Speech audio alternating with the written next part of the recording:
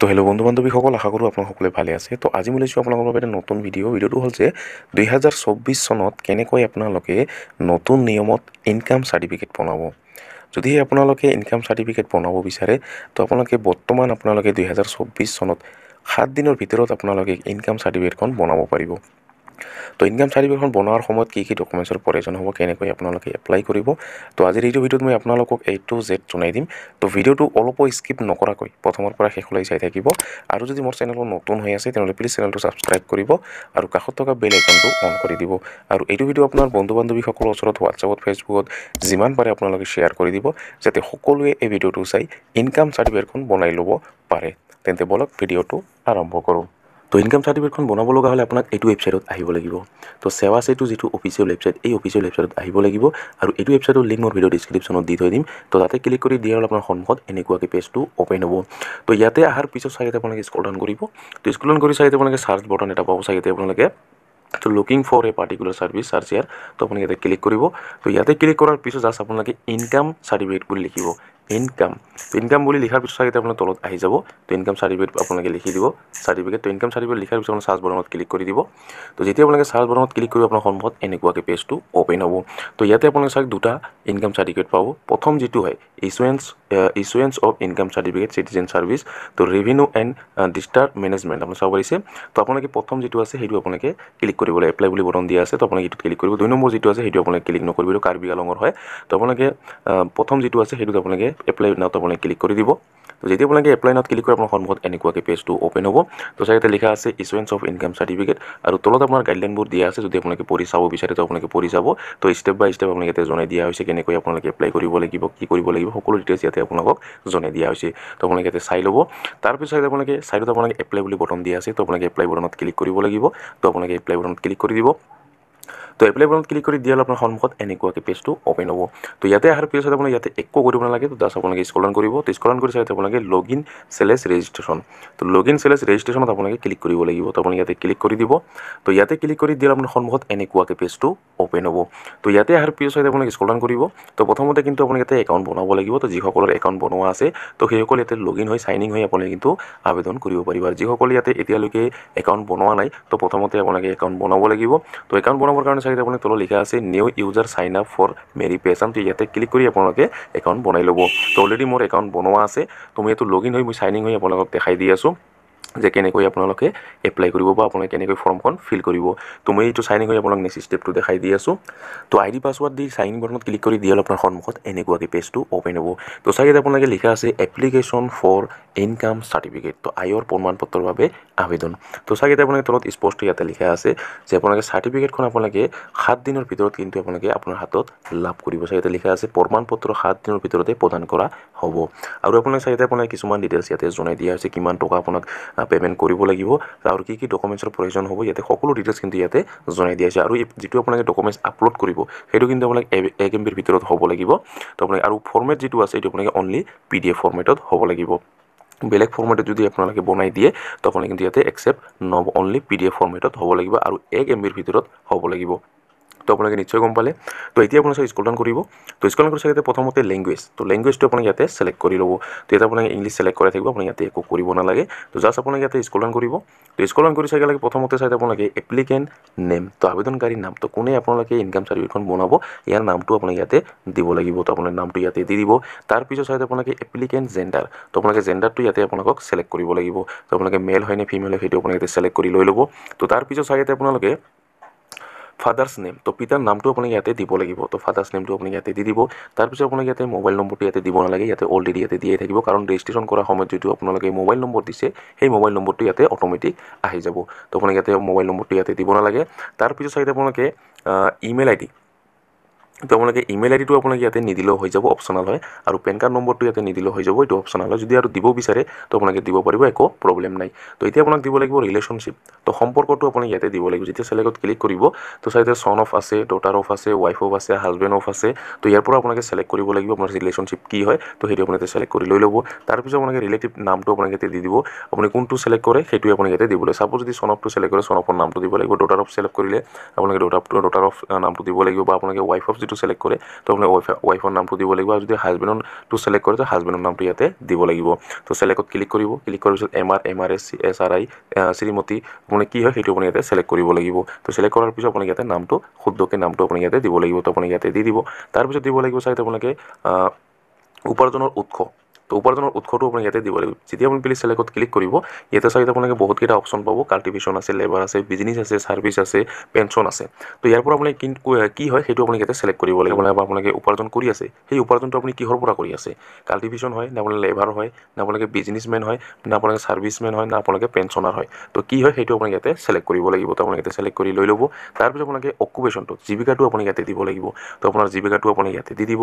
তাৰপিছত আপোনালোকে total annual income, তো বছৰি ইনকাম কিমান সেইটো কিন্তু আপুনি ইয়াতে দিব লাগিব। তো মুঠ বাৰ্ষিক উপাৰ্জন, তো বছৰি আপোনালোকে কিমান ইনকাম হৈ আছে তো আপোনালোকে সেইটো ইয়াতে দিব লাগিব। তো আপোনালোকে ইয়াতে দি দিব। তাৰপিছত আপোনাৰ চাইতে পাৰ্মানেণ্ট এড্ৰেছ, তো এতিয়া আপোনালোকে পাৰ্মানেণ্ট এড্ৰেছটো আপুনি ইয়াতে দিব লাগিব। তো এড্ৰেছ লাইন 1ত আপোনালোকে ইয়াতে দিব লাগিব, আৰু এড্ৰেছ লাইন 2 যিটো আছে সেইটো আপোনালোকে নিদিলেও হৈ যাব, অপশ্যনেল হয়। তো এড্ৰেছ লাইন 1 যিটো আছে সেইটো আপুনি ইয়াতে দিব লাগিব। তাৰপিছত আপুনি ইয়াতে চাগে ষ্টেটটো ইয়াতে সিলেক্ট কৰি থাকিব, আপুনি ইয়াতে একো কৰিব নালাগে। তাৰপিছত আপোনাক দিব লাগিব ডিষ্ট্ৰিক্ট, তো আপোনাৰ নিজৰ ডিষ্ট্ৰিক্টখন কিন্তু আপুনি ইয়াতে সিলেক্ট কৰিব লাগিব। আপুনি কোনটো ডিষ্ট্ৰিক্টত বসবাস কৰে সেই ডিষ্ট্ৰিক্টখন আপুনি ইয়াতে সিলেক্ট কৰিব লাগিব। তো যেতিয়া আপোনালোকে সিলেক্টত ক্লিক কৰিব, ইয়াতে ডিষ্ট্ৰিক্টৰ লিষ্টবোৰ আহি যাব। তো ইয়াৰ পৰা আপোনালোকে চাই ল'ব যে আপুনি কোনটো ডিষ্ট্ৰিক্টত বসবাস কৰে, সেই ডিষ্ট্ৰিক্টখন আপুনি ইয়াতে সিলেক্ট কৰি লৈ ল'ব। তো ইয়াৰ পিছত চাগে আপোনালোকে সাব ডিভিজন, তো মহকুমাটো আপুনি ইয়াতে সিলেক্ট কৰিব লাগিব। তো আপোনালোকে মহকুমাটো ইয়াতে সিলেক্ট কৰি লৈ ল'ব। তাৰপিছত চাগে আপোনালোকে চাৰ্কেল অফিচ, আপুনি কোনটো চাৰ্কেল অফিচত আপোনালোকে বসবাস কৰে সেই চাৰ্কেল অফিচটোৰ নামটো ইয়াতে দিব লাগিব। তাৰপিছত চাগে আপোনালোকে মৌজা, তো মৌজা নামটো আপুনি ইয়াতে দিব লাগিব। তাৰপিছত আপোনালোকে ভিলেজ বা টাউন, বা আপোনালোকে যদি গাঁৱত বসবাস কৰে গাঁৱৰ নাম দিব, বা আপোনালোকে টাউনত বসবাস কৰিলে আপোনালোকে টাউনৰ নামটো ইয়াতে দি দিব। তাৰপিছত চাগে আপোনালোকে পুলিচ ষ্টেচন, তো পুলিচ ষ্টেচনৰ নামটো আপুনি ইয়াতে দি দিব। তাৰপিছত আপোনালোকে পোষ্ট অফিচৰ নামটো ইয়াতে দিব লাগিব, পোষ্ট অফিচৰ নামটো ইয়াতে দি দিব। তাৰপিছত আপোনালোকে পোষ্ট অফিচৰ যিটো পিনক'ড সেই পিনক'ডটো আপোনালোকে ইয়াতে দিব লাগিব। তো পিনক'ডটো আপুনি ইয়াতে দি দিব। তো এইখিনি দিয়াৰ পিছত চাগে আপোনালোকে 7 নেক্সট ক্লিক কৰিব লাগিব। তো যেতিয়া আপোনালোকে 7 নেক্সট ক্লিক কৰিব, তো আপোনাৰ ডকুমেণ্টছবোৰ আপলোড দিব লাগিব। তো মই এইটো ফিল কৰি মই আপোনালোকক নেক্সট ষ্টেপটো দেখাই দি আছোঁ। তো 7 নেক্সট ক্লিক কৰি দিয়াৰ আপোনাৰ সন্মুখত এনেকুৱাকৈ পেজটো অ'পেন হ'ব। চাইতে লিখা আছে success, your application has been successfully submitted. তো এতিয়া আপোনালোকক দিব লাগিব ডকুমেণ্টছ। তো আপোনালোকে কি ডকুমেণ্টছ দিব, তো চাইতে আপুনি স্ক্ৰল ডাউন কৰিব। তো প্ৰথমতে আপোনাক দিব লাগিব এড্ৰেছ প্ৰুফ। তো এড্ৰেছ প্ৰুফ হিচাপে আপোনালোকে কি দিব, যেতিয়া আপুনি চিলেক্টত ক্লিক কৰিব, ইয়াতে এড্ৰেছ প্ৰুফ হিচাপে আপোনালোকে আপোনাৰ ফটো আইডিখন দিব পাৰিব, আপোনাৰ আধাৰ কাৰ্ডখন দিব পাৰিব, বা আপোনালোকে পাছপৰ্টখন দিব পাৰিব, আপোনালোকে ড্ৰাইভিং লাইচেন্সো ইয়াতে দিব পাৰিব। তো এড্ৰেছ প্ৰুফ হিচাপে আপোনাক ইয়াতে চিলেক্ট কৰি আপুনি ইয়াতে দি দিব। ফটো আইডি যদি দিব বিচাৰে ফটো আইডিও দিব পাৰিব, আৰু যদি আপোনাৰ আধাৰ কাৰ্ডখন আছে তো আপোনালোকে আধাৰ কাৰ্ডখনো ইয়াতে দিব পাৰিব। তাৰপিছত চাগে আপোনালোকে আইডেণ্টি প্ৰুফ, তো আইডেণ্টি প্ৰুফ হিচাপে আপোনাৰ চাই যেতিয়া আপুনি চিলেক্টত ক্লিক কৰিব, তো আইডেণ্টি প্ৰুফটো চিলেক্ট কৰিব। তো আইডেণ্টি প্ৰুফ হিচাপে আপোনালোকে আপোনাৰ ফটো আইডিখনো দিব পাৰিব, বা আপোনালোকে আধাৰ কাৰ্ডখনো ইয়াতে দিব পাৰিব, বা আপোনালোকে পাছপৰ্টখনো দিব পাৰিব, বা আপোনালোকে ড্ৰাইভিং লাইচেন্সখনো দিব পাৰিব। তো যিকোনো এটা আপোনাক ইয়াতে দি দিব। তো এড্ৰেছ প্ৰুফ আৰু আইডেণ্টি প্ৰুফ দুটাৰ এটা আপোনাক ইয়াতে এটা আপোনালোকে ডকুমেণ্টছ দিলে হৈ যাব। যদি আপোনালোকে এড্ৰেছ প্ৰুফত আধাৰ কাৰ্ডখন দিয়ে, বা আপোনালোকে আইডেণ্টি প্ৰুফতো আপোনালোকে আধাৰ কাৰ্ডখন দিব পাৰিব। তো আপোনালোকে দুটাতে আপোনালোকে এটা ডকুমেণ্টছ দিলে হৈ যাব। তাৰপিছত চাই আপোনালোকে ৰেভিনিউ, লেণ্ড ৰেভিনিউ ৰিচিপ্ট, তো আপোনাৰ মাটিৰ খাজানা ৰচিদখন আপোনালোকে ইয়াতে দিব লাগিব। যেতিয়া আপুনি চিলেক্টত ক্লিক কৰিব লেণ্ড ৰেভিনিউ ৰিচিপ্ট, তো এইটো আপুনি ইয়াতে চিলেক্ট কৰি লৈ ল'ব। তো আপোনাৰ মাটিৰ খাজানা ৰচিদ যিটো আছে সেইটো আপুনি ইয়াতে আপলোড দিব লাগিব। তো চিলেক্ট কৰাৰ পিছত চাইতে ব্ৰাউজাৰত ক্লিক কৰি আপোনালোকে যিটো আপোনাৰ মাটিৰ খাজানা ৰচিদ, সেই খাজানা ৰচিদখন আপুনি কিন্তু ইয়াতে আপলোড দিব লাগিব। তো মই প্ৰথমতে আপোনাক জনাই দিছোঁ যে অনলি PDF ফৰ্মেটত হ'ব লাগিব, আৰু 1 MBৰ ভিতৰত হ'ব লাগিব। তাৰপিছত চাইতে আপোনালোকে এইটো আপোনালোকে নিদিলেও হৈ যাব, salary slip, any other documents এইবোৰ আপোনালোকে নিদিলে হৈ যাব। তো জাষ্ট আপোনালোকে দুটা ডকুমেণ্টছ ইয়াতে কিন্তু বৰ্তমান কিন্তু আপোনালোকে কোনো এফিডেভিটৰ প্ৰয়োজন নাই।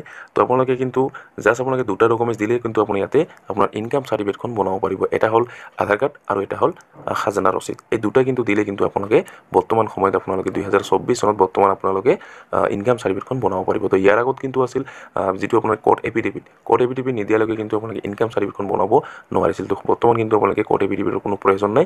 জাষ্ট আপোনাৰ দুটা ডকুমেণ্টছ হ'লে আপোনালোকে কিন্তু ইনকাম চাৰ্টিফিকেটখন বনাব পাৰিব। এটা হ'ল আপোনাৰ আধাৰ কাৰ্ড বা আপোনালোকে ফটো আইডি, বা আপোনালোকৰ যদি ড্ৰাইভিং লাইচেন্স আছে ড্ৰাইভিং লাইচেন্স, বা আপোনালোকে পাছপৰ্টখন দিলেও দিব পাৰিব। ইয়াৰ পিছত আপোনালোকে খাজানা ৰচিদ যিটো আছে লেণ্ড ৰেভিনিউ ৰিচিপ্ট, সেই ৰিচিপ্টখন আপোনালোকে দিলে হৈ যাব।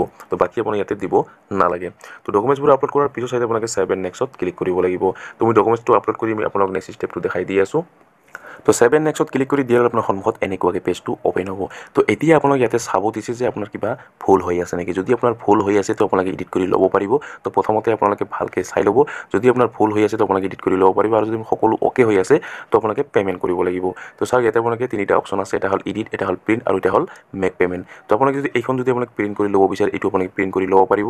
আৰু যদি আপোনাৰ কিবা ভুল হৈ আছে তো আপোনালোকে এডিটত ক্লিক কৰি কিন্তু আপোনালোকে এডিট কৰি ল'ব পাৰিব। আৰু যদি আপোনাৰ সকলো অ'কে হৈ আছে তো এতিয়া আপোনালোকে মেক পে'মেণ্ট, তো আপোনালোকে পে'মেণ্ট কৰিব লাগিব। তো মেক পে'মেণ্টত যেতিয়া আপুনি ক্লিক কৰিব তো ক্লিক কৰাৰ লগে অলপ সময় ৱেইট কৰিব, পেজটো ইয়াতে লোডিং হৈ আছে। তো এতিয়া আপোনালোকে পে'মেণ্ট কৰিব লাগিব। তো পে'মেণ্ট আপোনালোকে কিমান কৰিব, তো চাওক আপোনালোকে 40 টকা ইয়াতে পে'মেণ্ট কৰিব লাগিব। তাৰপিছত আপোনালোকে স্ক্ৰল কৰিব। তো স্ক্ৰল কৰি চাই আপোনালোকে ইণ্টাৰনেট বেংকিং এইটো আপোনালোকে ছিলেক্ট কৰা থাকিব। তো আপোনালোকে তলৰ যিটো আছে পে'মেণ্ট গেটৱে এইটো আপোনালোকে ছিলেক্ট কৰিব লাগিব। তো পে'মেণ্ট গেটৱেটো ছিলেক্ট কৰিব। তো কৰাৰ পিছত বেংক ছিলেকশ্যনটো আপোনালোকে ইয়াতে এক্সিছ ইজি পে' ন' চাৰ্জ, তো আপোনালোকে 1 টকা চাৰ্জ দিব নালাগে। তো এইটো আপোনালোকে ছিলেক্ট কৰিব। তো ছিলেক্ট কৰাৰ পিছত চাইতে আপোনালোকে এগ্ৰী আৰু ডিছএগ্ৰী আছে, তো আপোনালোকে এগ্ৰী বাটনত ক্লিক কৰিব। তো এগ্ৰী বাটনত ক্লিক কৰাৰ পিছত প্ৰচিড ফৰ পে'মেণ্টত ক্লিক কৰিব লাগিব। তো যেতিয়া আপোনালোকে প্ৰচিড ফৰ পে'মেণ্টত ক্লিক কৰিব তো ক্লিক কৰাৰ আপোনাৰ সন্মুখত এনেকুৱাকৈ এটা মেছেজ আহিব। এতিয়া আপোনালোকে অ'কে বাটনত ক্লিক কৰি দিব। তো যেতিয়া আপোনালোকে অ'কে বাটনত ক্লিক কৰিব অলপ সময় ৱেইট কৰিব, পেজটো ইয়াতে লোডিং হৈ আছে। তো এতিয়া আপোনালোকে পে'মেণ্ট কৰিব লাগিব। যদি আপোনাৰ এক্সিছ বেংক নাই তো আপোনালোকে যিকোনো বেংকেৰে কিন্তু আপোনালোকে পে'মেণ্ট কৰিব পাৰিব। তো আপোনালোকে স্ক্ৰল কৰিব। তো স্ক্ৰল কৰি চাইতে আপোনাৰ টাৰ্ম এণ্ড কণ্ডিশ্যন যিটো আছে টাৰ্ম এণ্ড কণ্ডিশ্যন, তো এইটো আপোনালোকে টিক মাৰ্ক লগাব লাগিব। তো লগাৰ পিছত চাইতে আপোনালোকে পে'মেণ্ট অপশ্যন, তো এতিয়া আপোনালোকে পে'মেণ্ট অপশ্যনবোৰ আছে। এটা হ'ল UPI আৰু এটা হ'ল ক্ৰেডিট কাৰ্ড আৰু ডেবিট কাৰ্ড আৰু এটা হ'ল ইণ্টাৰনেট বেংকিং। যদি আপোনালোকে ডেবিট কাৰ্ডেৰে আপোনালোকে পে'মেণ্ট কৰিব বিচাৰে তো ডেবিট কাৰ্ডেৰে কৰিব পাৰিব, বা আপোনালোকে UPI দি যদি আপোনালোকে পে'মেণ্ট কৰিব বিচাৰে তো UPI দিও আপোনালোকে পে'মেণ্ট কৰিব পাৰিব। তো ইয়াতে আপোনালোকে ডেবিট কাৰ্ড যিটো আছে ডেবিট কাৰ্ডটো ইয়াতে ছিলেক্ট কৰি লৈ ল'ব। তো লোৱাৰ পিছত আপোনালোকে চাই দুটা অপশ্যন পাব, ভিছে বা মাষ্টাৰ আৰু এটা হ'ল ৰুপে। তো ইয়াৰ পৰা আপুনি কোনটো আপোনাৰ ডেবিট কাৰ্ড হয় সেইটো আপুনি ছিলেক্ট কৰি আপোনালোকে পে'মেণ্ট কৰি লৈ ল'ব। তো একদম ইজি হয়। যেতিয়া আপোনালোকে ছিলেক্ট কৰিব তো আপোনাৰ কাৰ্ডৰ নাম্বাৰটো আপোনালোকে দিব লাগিব, এক্সপায়াৰী ডেটটো আপোনালোকে দিব লাগিব, CVV নম্বৰটো দিব লাগিব। দিয়াৰ পিছত আপোনালোকে পে'মেণ্ট অপশ্যনত ক্লিক কৰিব। তো পে'মেণ্ট অপশ্যনত ক্লিক কৰাৰ পিছত আপোনালোকে OTP আহিব, সেই OTPটো দিয়াৰ পিছত আপোনাৰ পে'মেণ্টটো কাট খাব। তো এনেকৈ আপোনালোকে ইনকাম চাৰ্টিফিকেটখন আপোনালোকে বনাই ল'ব। তো আজিৰ ভিডিঅ'ত ইমানেই। আশা কৰিছোঁ ভিডিঅ'টো ভাল লাগিছে। যদি ভিডিঅ'টো ভাল লাগি থাকে তেনেহ'লে এটা লাইক কৰিব, আৰু যদি মোৰ চেনেলত নতুন হৈ আছে তেনেহ'লে প্লিজ চেনেলটো ছাবস্ক্ৰাইব কৰিব আৰু কাষত থকা বেল আইকনটো অন কৰি দিব। আৰু এইটো ভিডিঅ' আপোনাৰ বন্ধু বান্ধৱীসকলৰ ওচৰত হোৱাটছআপত ফেচবুকত যিমান পাৰে আপোনালোকে শ্বেয়াৰ কৰি দিব, যাতে সকলোৱে এই ভিডিঅ'টো চাই ইনকাম চাৰ্টিফিকেটখন বনাই ল'ব পাৰে। ধন্যবাদ।